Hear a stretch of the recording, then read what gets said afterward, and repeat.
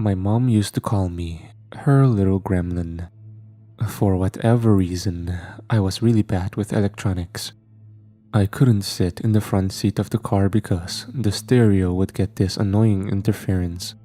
Back when we used an antenna to watch TV, I had to sit further back, or we'd get these dots on the screen. Hell, the baby monitor would act up when I was still in the crib.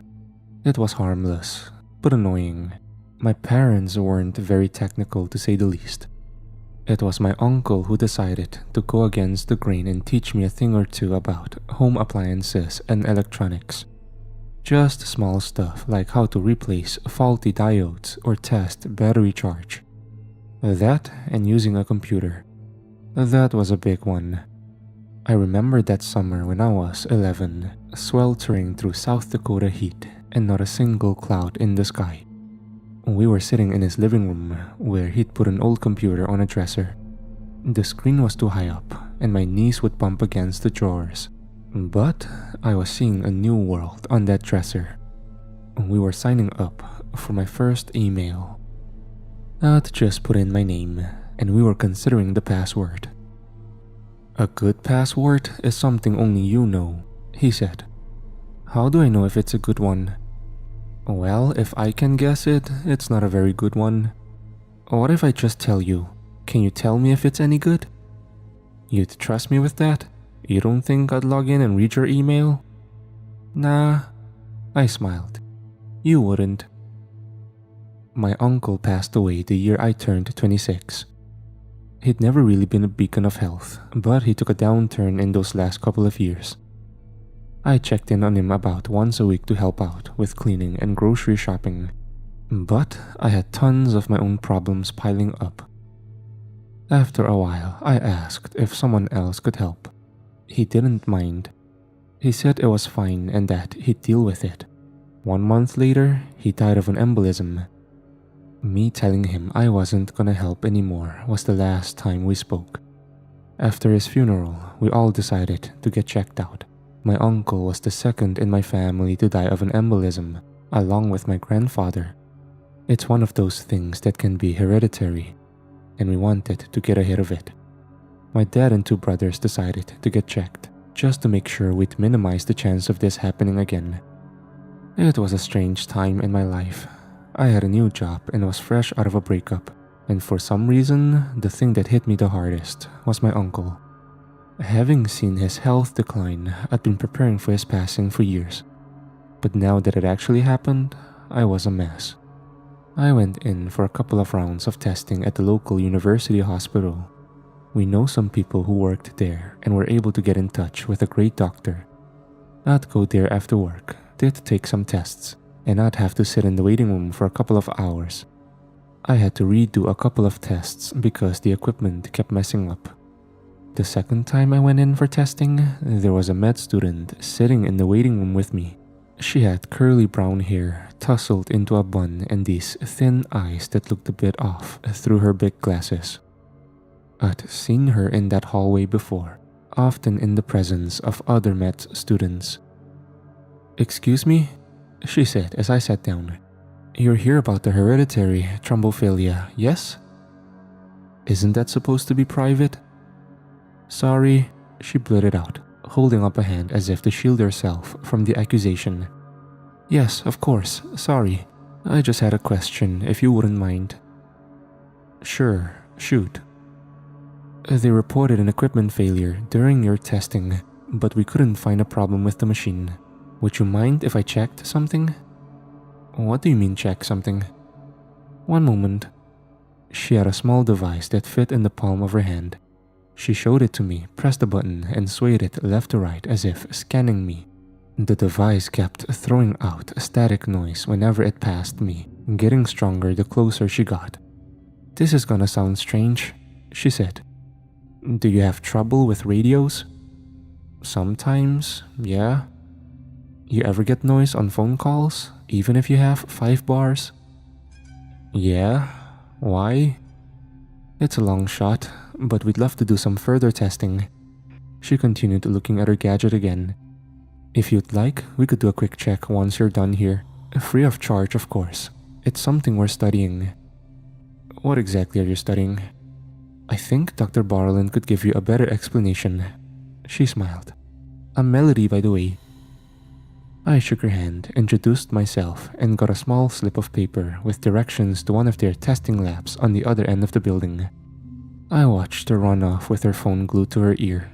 She kept looking over her shoulder, talking excitedly. Once my tests were done, I was ready to go home. But that little slip of paper bothered me. It was an answer to a question I'd stopped asking myself years ago. I had to know. I followed the directions, leading me out of the main building and to a secondary location, a small one-story add-on once used for blood donations. It was a nice enough place with a little stream running nearby. You could hear ducks quacking from the entrance. Melody was talking to a receptionist when I walked in. She hurried over, shook my hand, and led me by the shoulder deeper into the building. I'm sorry, she said. I'm just excited. If this is what I think it is, you don't understand. It's a huge deal. We walked past a couple of offices and 2 testing rooms. They had equipment like the rest of the hospital, but a few machines stood out as a bit different. A lot of radio and recording equipment, along with a soundproof recording room. They were working with acoustics. I walked into a small shared office space with 4 med students sitting at their computers. Most of them were proofreading a research paper, while one was off in the corner playing a card game. Melody waved over a middle-aged woman across the room. She had flat black hair, like she'd been licked by a cat. She had this very plain expression that never wavered. Melody introduced us. This is Dr. Barlin, she said. She'll take it from here. We shook hands. Barlin was thin to the point of malnourishment, and I was scared to accidentally crush her hand. I imagine you have questions, said Dr. Barlin. I'll do my best to answer them. I was asked to provide a blood, skin, and hair sample. They also checked me with a metal detector to make sure I wasn't wearing anything that interfered with their equipment. As we waited for the test results, I got a chance to sit down with Dr. Barlin in her private office. She was having her 4th cup of black coffee. So what exactly are you studying? I asked. It's called ossophonia congenita, she said, not taking her eyes off her computer. Most of us call it singing bone disorder. Singing bone? Like a deficiency? It's more of a peculiar cell construct along with a particular combination of mineral subsets. I don't like the sound of that. Neither do the radios. She looked at me with that same neutral expression, then turned her attention back to the screen. Without cracking a smile, she finished her statement. That was a joke. I got a short explanation about singing bone disorder. It had first been recorded during the Second World War, but there was no official diagnosis. It was apparently very rare, to the point where most conventional doctors doubt its existence. There had been attempts to study it in the 70s, but most projects were either shut down or ran out of subjects to study. The disorder itself was harmless. Your bones produce a sort of signal, she explained. A mild radio-like transmission, hence the name of singing bone. Your bones make noise. How's that possible? That's one of the things we'd like to understand, and I hope you'll help us. Up until now, we've only had deceased subjects. The computer beeped as a final report came in from the blood lab. Dr. Barlin nodded and leaned back in her chair. She raised her half-empty coffee cup in my direction as if proposing a toast. It's confirmed, she said. You're my first confirmed living subject with ossophonia congenita. While Barlin didn't crack as much as a smile, the whole building lit up almost immediately. Med students were poking their heads out to look at me, and I'm pretty sure I heard someone cheering from the break room. I was asked to sign in at the reception to get an ID card. I wasn't even sure if I wanted to help them, but they were already treating me like I'd signed away my life. I gave them my number and email. and I was asked to come in for further tests at a later date. They would have to check some things with the ethics committee. But it was an exciting time for Barlin and her team. I wasn't sure though. Not sure at all. As I was about to leave, I ran into Melody again. She was clearly excited, but she could tell something was off. She tilted her head and gave me an inquisitive look. "You alright there?" "I don't know," I admitted. "This whole thing is a bit much." "I'm sorry, we're all just a bit excited. We've been looking forward to studying someone like you." "I can tell, yeah." "Aren't you excited?" "I'm not sure what there is to be excited about." "She didn't show you?" Melody's jaw dropped as she took me by the arm. There was no discussion. She showed me to one of the workshops. It wasn't much, just 2 tables full of electronics and tools next to a wide open window. I could hear the stream outside. Having the window open almost made it warmer. On one of the tables, there were these white discs encased in hardened plastic. They were each carefully labeled and sorted in a particular order. There was a name on the back. A person's name. "This is from one of the other subjects," Melody explained. "It's samples from the spinal column. That's what causes the most interference." She showed me the palm-sized gadget she'd used on me in the waiting room, pointing to the buttons. "It's a small receiver and transmitter. We use it to test where the localized interference is strongest. That's how we found it's mostly centered around the spine. Here." She ran the gadget over the samples while holding a button, making the speakers crackle. Then she ran it over me again. Every time it passed my spine, the crackle intensified. "Neat, huh?" "So what does it mean?" I asked. "Is it just noise?" "It's interference. It doesn't really say anything, like TV static." "Weird." She raised an eyebrow. I tried to hold back a smile, but her narrow eyes made her look like a cartoon. I threw my hands up in surrender. "Sorry, I don't know how else to say it." "But you'll help us, right?" I looked down at the bone discs. The yellow tape with an ink-written name, date, and serial number. The thought that this could have been me made my skin itch. "Sure, I'll help." It took Barlin weeks to get the first official confirmation tests off the ground with the ethics committee. I was called in 2 more times to provide more samples. At one point, they illustrated the interference in front of an audience of med students. I wasn't comfortable standing shirtless in front of a crowd, but it was a matter of medical science. These people were looking to understand. Most of the tests after that were audio-based. They wanted to see if I reacted to certain hertz frequencies, and if it could be used to affect the transmission pattern. It was mostly just sitting in that soundproof room with a big pair of headphones. I didn't really have to do anything. It was all done through passive readings of something my body did by itself. I also got to hear my own transmission pattern a couple of times. Dr. Barlin seemed excited about it. "It's different from the signals we get from deceased subjects," she explained. "Their patterns are identical, but yours is different." She tapped me on the shoulder with a bony finger, like a singer tapping her microphone before a performance. Then she stopped. I could see the wheels turning in her head. "Maybe if you can transmit, you can receive."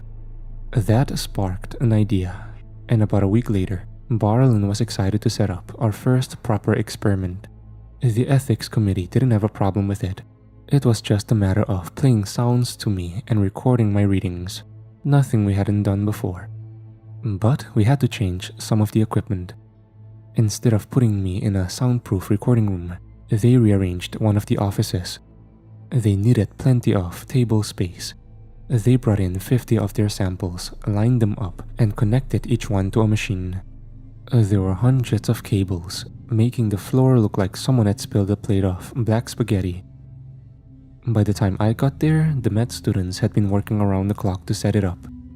It was just after 6 p.m. on a Friday, so most people had gone home for the weekend. I'd just got off work, but I'd been told it wouldn't take more than an hour. There were only a handful of people left, two of which were Barlin and Melody. They had to stay in the other room and look at the whole thing through a camera so as to not accidentally tamper with anything.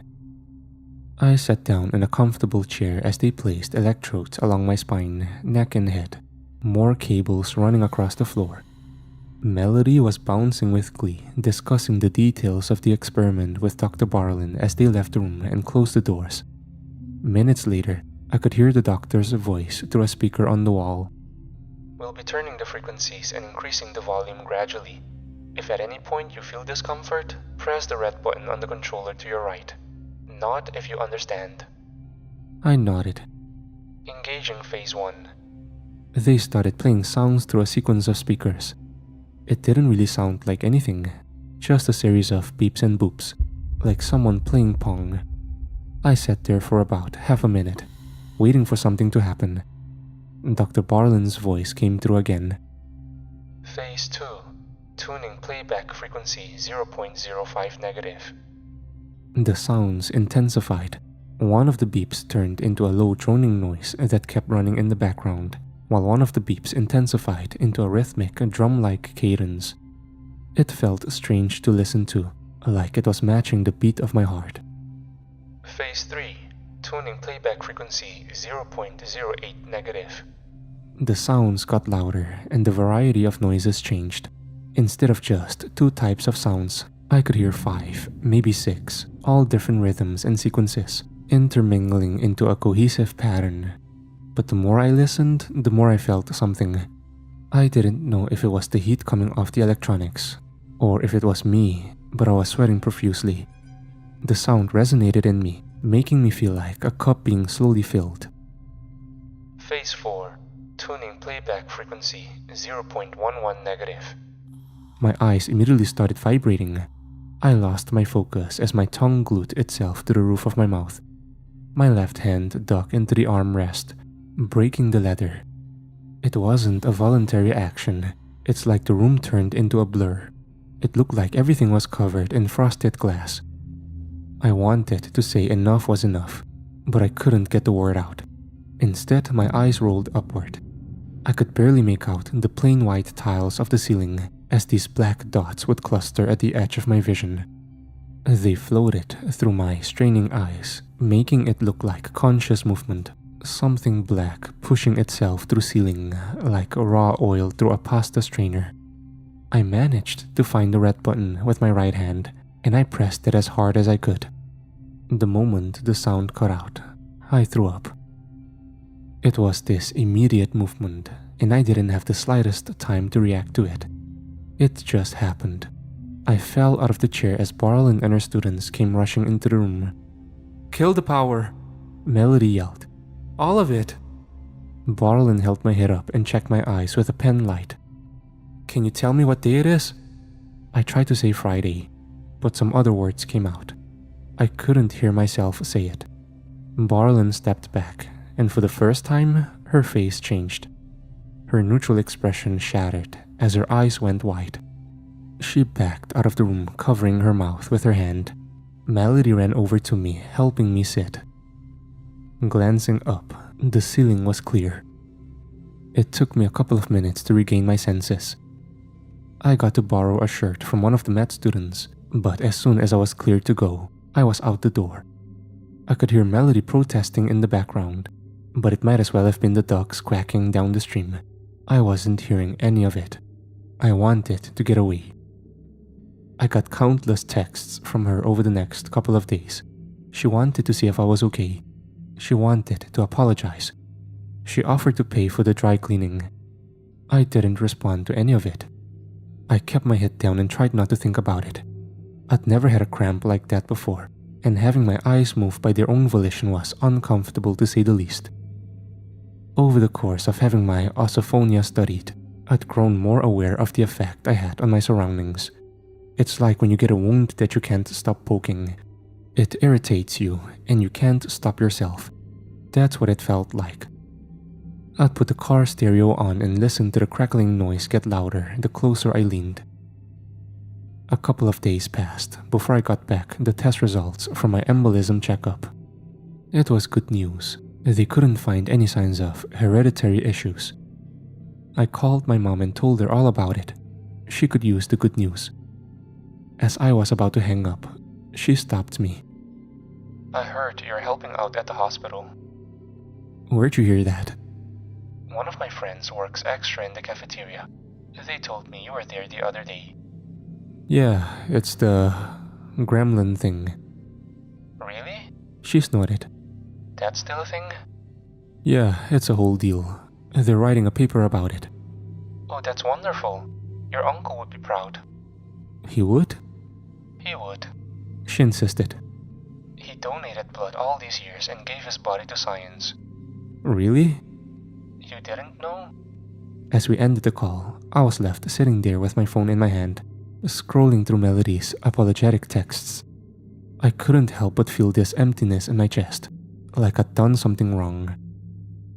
Finally, as I was about to put my phone down, I got one final text. Would you mind if we talked for a bit? It read, just you and me. Clear the air. I sighed and thought about my uncle.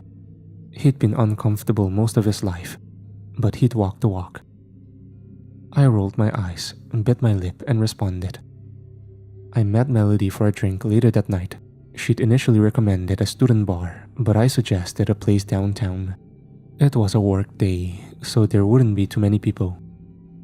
I got there around 8 p.m. and Melody was already there. Her expression broke my heart. It looked like she was on the verge of crying. I'm so sorry, she said. Please have a seat.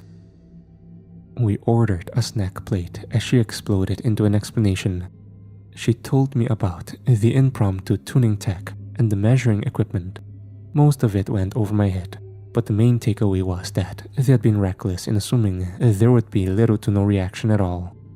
They could never have expected me to be so violently affected. Dr. Barlin was beside herself, she continued. I've never seen her like that. I was out of it, I admitted. I have no idea what I said to her. It was weird. You kept saying, sister, sister, like a song title or something. Then why'd she react like that? Like what? She looked scared, Melody. She considered the question, but shook her head. As we got our snack plate, she unashamedly dove into the cheese cubes. After having talked for about an hour, Melody leaned in and lowered her voice. You know why I got into medicine? She asked. I shook my head, sipping my drink. I was a camp counselor, she continued. And we had this kid, Stefan. He had awful asthma, and we'd gotten a whole bunch of instructions on how to help him if things went bad. Pills, inhalers, all that stuff. She took a sip of her drink, inhaled another cheese cube, and took a deep breath. He had a bad attack one day, real bad. So bad he couldn't use his inhaler.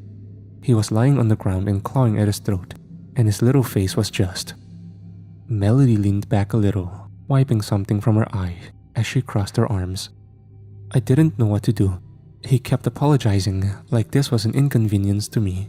And you know, I'd sat through a video on how to perform a tracheotomy, but I couldn't bring myself to try.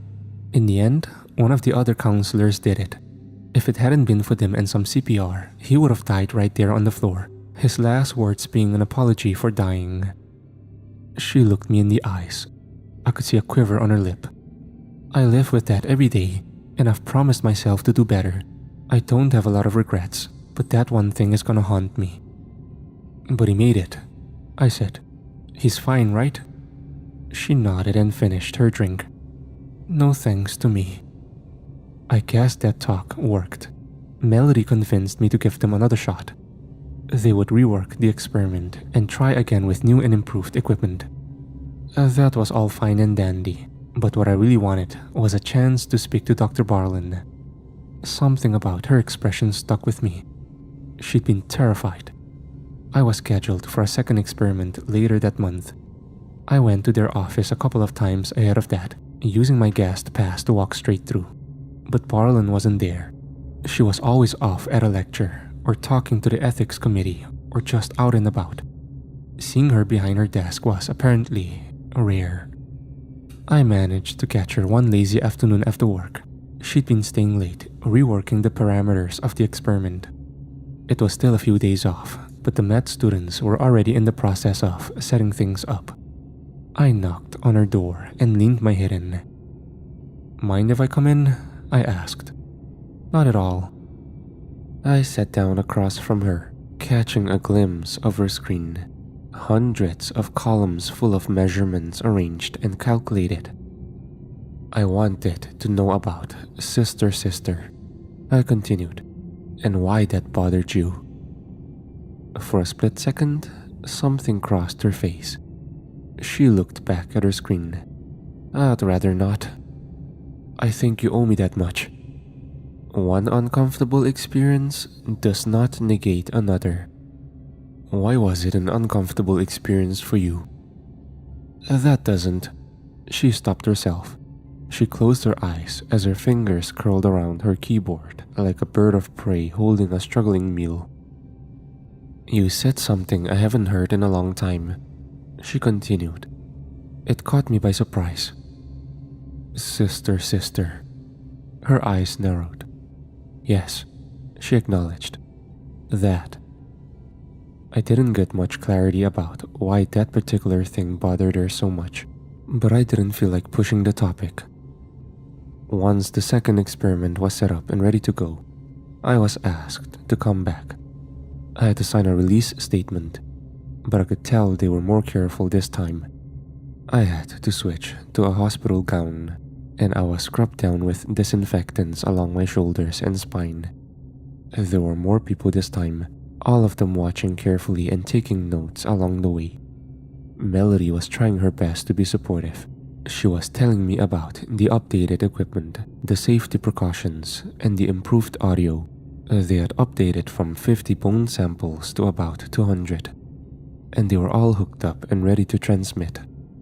The tuning machines had been improved to be more gradual, allowing them to increase in the 10,000th of a percentile. It didn't say much in and of itself, but it was clear they were taking this seriously. It didn't exactly ease my nerves, but at least they wouldn't let me convulse to death, Melody least of all. I had electrodes attached to me again. It was probably close to 100, most of which were positioned along my spine. That made a hole in the back of the chair to make sure the cables could run unimpeded. There were red buttons on both armrests and a sturdier headrest. As they all filtered out of the room one by one, Melody was the last to leave, giving me a thumbs up and a silently mouthed, "Good luck." Once it was just me, I could feel my heartbeat. Whatever happened last time was fresh on my mind. I glanced at the white ceiling tiles, making sure they were as square and plain as ever. Nothing seeping through the cracks. A voice came through the speaker. "Once you're ready, raise your left hand." I took a deep breath and raised my left hand. There was a beep, some kind of acknowledgement sound. "Proceeding to initial playback. Rolling on 3. There was a countdown as the machines powered up. I could feel the hair on my arm stand as static filled the air. 2 beeps began at a steady pace. One low, one high, different rhythms. All signs green. Aperture check clearing in 5. Tuning frequency positive 0.002. Rolling on 3. The beeping slowly changed as a third tune was introduced. The rhythm increased and steadied as one note turned into background noise. I closed my eyes, mumbling to myself for this to please be painless. As I did, something shifted. One of the notes changed. Yellow aperture check, clearing within parameters. Tuning frequency positive 0.04 and rising. Rolling on 3. It was a much slower process this time, allowing me to adjust. Whenever the sound changed, I could feel something shift in me. I would get warmer, but the warmth would subside. We got to the point where I'd lost control of myself during the previous experiment, but this time I was barely feeling a tingle. I was asked to visually confirm that I was okay by raising my left hand. I did. The slow changes continued as more tunes joined in, up from 5 to 11 to 20. At some point, I lost count. It was less like a rhythm and more like a system. It felt responsive, like it was listening to me. Whenever I got too excited, some notes would change. When I closed my eyes, they would slow down. We were having a conversation, increasing and decreasing without the input of Barlin and her crew. Something in those bones was singing to me, and mine were singing back. Aperture check, back in the green. Tuning frequency, positive 0.18 and rising. Rolling on 3. My eyes twitched a little. I felt something humming in the back of my head, and as the notes rang, the vibrations revealed something to me. If you just listened to the raw noise, it was all a soup of impressions. But if you relaxed and leaned back, there was something else. It's like when you unfocus your eyes and let your vision turn to vague shapes and colors. I leaned into the headrest and let my mind travel where it may. My heart skipped a beat. I could feel a pounding in my chest, like I'd been hit with a hammer. I jerked forward, feeling an electrode popping loose. I couldn't unhear it, the noise behind the sounds. It was organic, breathing, living. The speaker was yelling something, but I couldn't understand it. My ears were tuned to the noise coming from the singing bones positioned along the walls. They weren't singing. They were speaking, telling a story, showing me something. As my eyes rolled up, I saw the space between the ceiling tiles filling with black as liquid black hands dripped downward. I pulled my arms loose and covered my ears, but the sound was already inside of me. It was resonating within my bones, bouncing in the chambers of my heart like an echo. The room was changing color. The eggshell walls looked winter green, and the sunflower sticker on the speaker turned a sickly blue. I got out of the chair, vaguely aware of the noises coming from outside. I was looking at my hands like they were lagging behind my thoughts, trying to catch up with impulses I'd had seconds ago. By the time they slammed the doors open, I didn't even see Melody and Barlin. I saw the hallway full of people standing behind them, people with empty eyes and toothless mouths. No nails, no hair or noses. They rolled like bags of air wearing skins, lurching this way and that as if pushed by an invisible tide. The ceiling turned black. I was screaming at the top of my lungs, but I couldn't hear it. I just felt it. The burn in my throat felt distant as a syringe pierced my neck, and my world collapsed on itself. When I opened my eyes, I was lying on a couch, looking up. Something black was dripping from the ceiling, gently poking me awake as little drops touched my forehead. My eyes ached as I looked around, realizing they'd dragged me into the control room. I was alone. A voice spoke from the dark corner of the room. It was speaking from that muddled soundscape that still echoed in my body. It wasn't a real sound, but it was there, and it was unmistakable. The words were nonsensical, collections of consonants arranged at random, some of which I'd never heard before. But as I listened, they began to shift. What sounded like "gurk" registered in my mind like "hello." As I raised a hand towards the dark in response, it all clicked into place. It wasn't a person. It was wearing the anonymous remains of a person, like a kid wearing a ghost costume for Halloween. A loose sheet hiding a shape underneath. I could see the rolling mass behind its empty sockets as its pale face morphed and stretched. "You sing better than last time." The voice was feminine and high-pitched, but with a sudden downward turn at the end. "You closed your palace despite our invitation." "I don't," understand, I murmured. I don't understand. You don't know the words, it exclaimed. It bothers so. An arm stretched out of the dark with impossibly long fingers. Its joints bent and broke as I pushed my head back.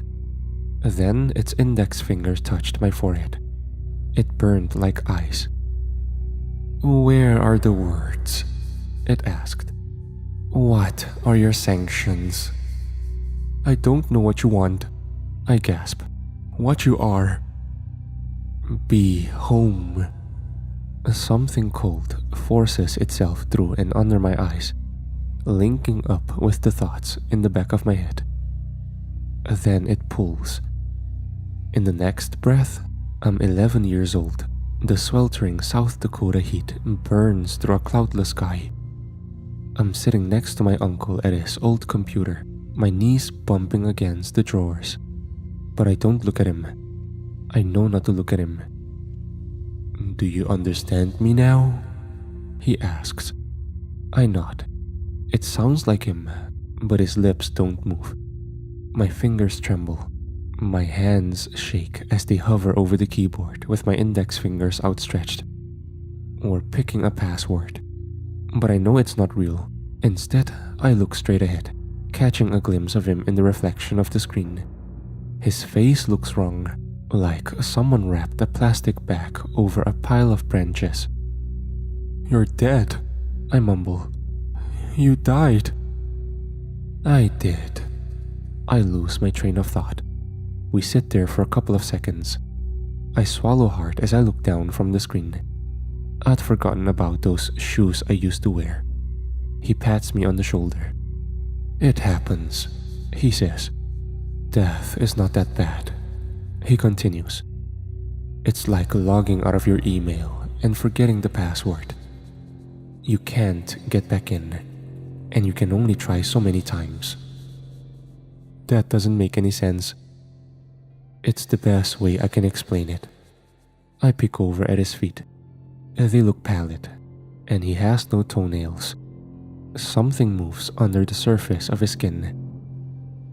Some try to remember their password for a very long time. He explains. Some lock back in. Most don't. Did you? I ask. I don't bother with passwords anymore. He says. I stepped away from the computer. There's so much else to do. He got up from his chair and walked around the room. I could hear his uneven steps echo against the hardwood floor of his old house. Your password has gotten a lot better, he said. Some have very weak ones. They're stuck trying to change something they can't, and they forget to improve. Is that bad? It can be. I stood up too, looking away from the computer screen. Keeping my eyes away from him, I ask. Is there really something else to do? Can you just step away like that? He stops and turns. I don't turn to look, but I can feel him smiling. It's a beautiful day outside. I wake up with a gasp. I've fallen face first off the couch and bruised my nose. There's commotion as someone tries to wake me, rolling me onto my back. I look at Melody. She looks different. The light is dim, but I can tell. The noise has stopped echoing in my head, leaving me with a violent headache. We thought you'd be more vulnerable, she whispers. What? We were looking at you, and she was right there. I squint at her. One of her eyes is looking off in the distance. The other is looking at me. Her fingers keep moving like kelp in an ocean current. It's not Melody. Whatever I'm looking at, it's not Melody.